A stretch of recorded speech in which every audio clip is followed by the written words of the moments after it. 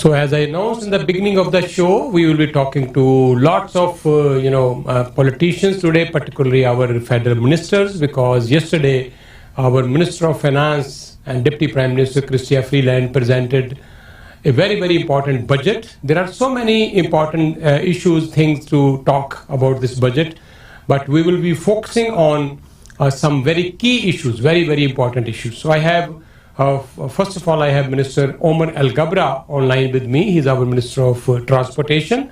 So he will be basically talking about issues related to his ministry. Mr. Alghabra, first of all, welcome and good morning. Good morning, Mr. Saini. Thank you so much for having me once again on your show.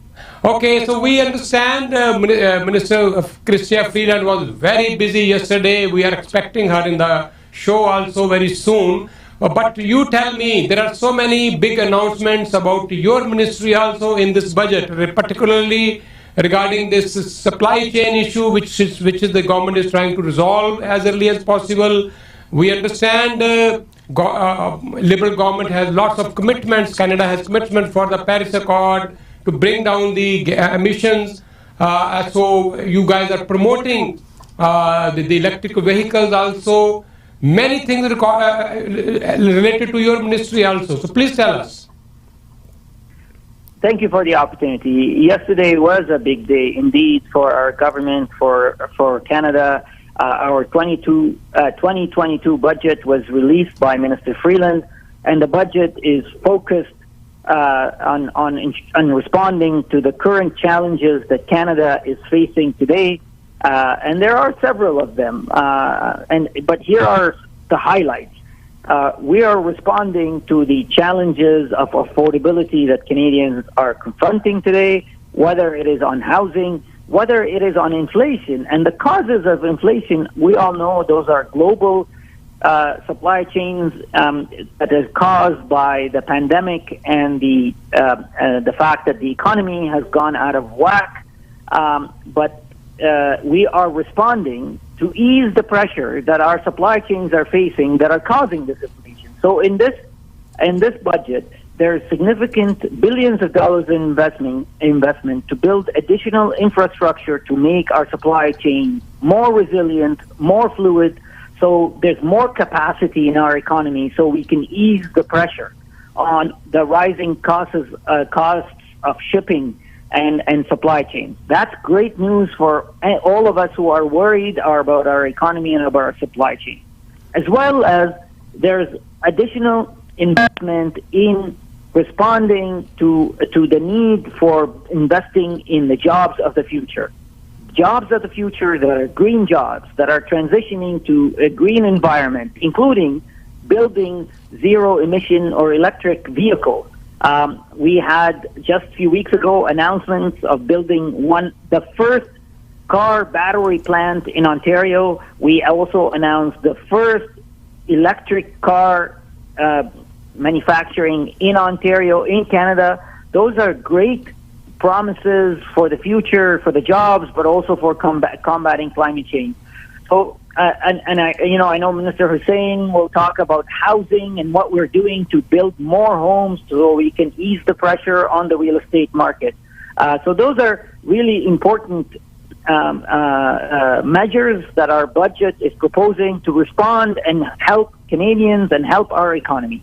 Okay, today we got another good news that we are at the lowest level of unemployment rate now in Canada. So I believe we need more and more workforce to bring into this country so that our economy is on track. So you have any other information for us regarding the Via Rail or the transportation industry? Anything else you want to add at then, Mr. Alghabra? So this is a great point, and Canadians should be proud of our economic performance right after COVID. You know, we have recovered way more over the jobs that we lost during COVID. The U.S. has only recovered 90%. We're at over 115% of jobs recovery. So we are one of the fastest growing economies in the world past COVID.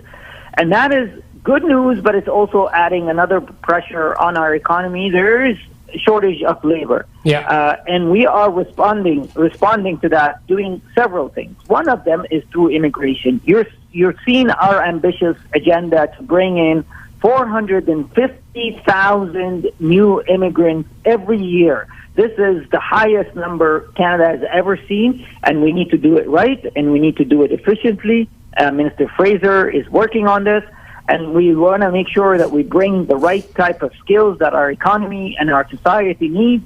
We're also, the child care agreement that we reached with Ontario and other provinces recently will help women and parents go back to the workforce, because now they can afford to send their children to daycare. Then they don't have to make a choice to stay at home to look after their kids because it's too expensive.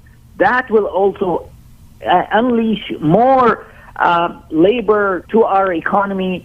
We're providing new programs for skills and training that more people can upgrade their skills. That will also help our labor shortage. And we're proposing a tax credit for seniors who are thinking about retiring, but maybe we're trying to encourage them if they want to stay an additional few years in the workforce. All of those measures are meant to address our labor shortage.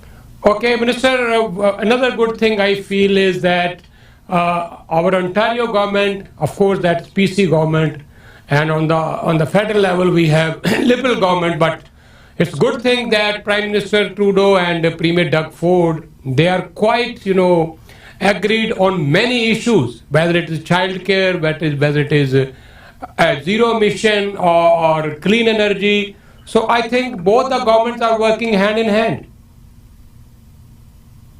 Look, I think it's really important that governments of all colors and all stripes work together to deliver for Canadians.